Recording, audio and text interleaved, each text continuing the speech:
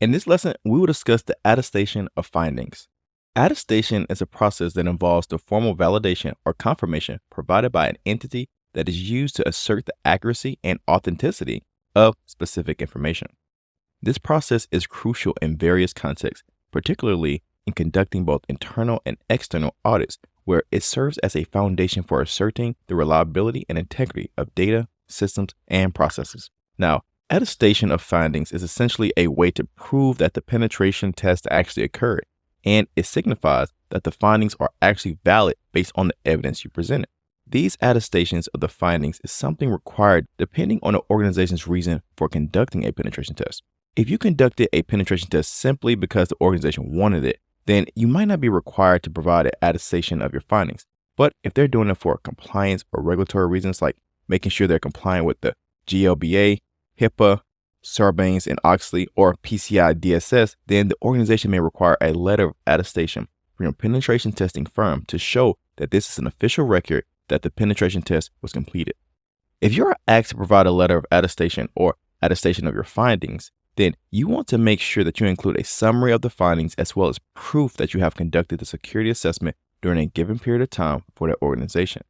This way, the organization can take the letter and show it as proof to a third party to show that they have conducted a security assessment by using the firm for the penetration test. Now, often we get asked, what's the difference between the attestation of findings and the report that a penetration tester may deliver to the organization at the end of the engagement? Well, the big difference is the attestation of findings also includes evidence. So for example, if you provided a finding that said they were not using multi-factor authentication and you're able to bypass their system by using standard username and password, now you're going to provide them evidence to show that that exploit actually happened and they're not just taking your word for it. This might be a thing where you're going to sit down with them and go over all the details from the report and pull out your evidence to show them what you did and how you did it. This might include bringing out detailed reports, data, logs, explanations, or even some of your exploit code to show them the risk that they have and how you are able to go about exploiting them.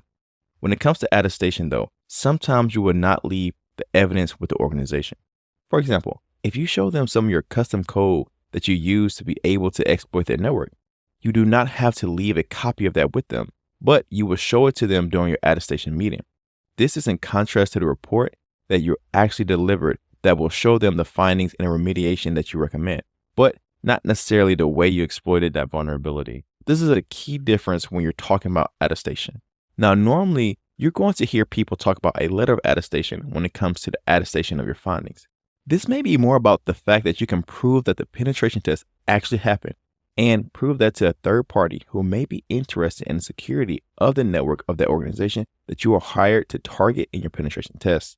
But that is really going to depend on the target organization that you're doing a penetration test for and why they hire you to conduct a penetration test in the first place. Now, you may also hear about attestation in terms of software attestation, hardware attestation, and system attestation as well. But these are more for integrity checking of your organization than what is usually conducted during a penetration test.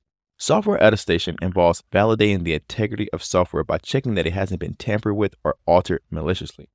For instance, by installing a software update, a system might use cryptographic techniques to verify the update's digital signature.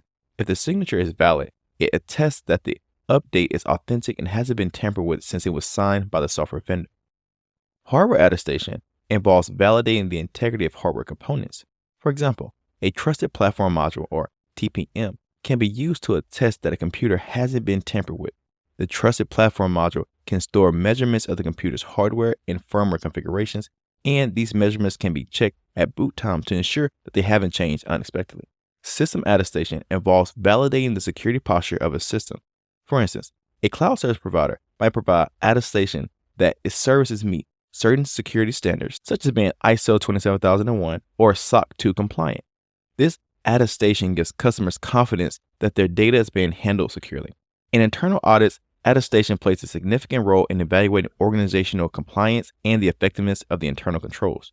For instance, the internal auditor may provide attestation on the accuracy of financial records, the effectiveness of risk management strategies, or adherence to internal policies and procedures.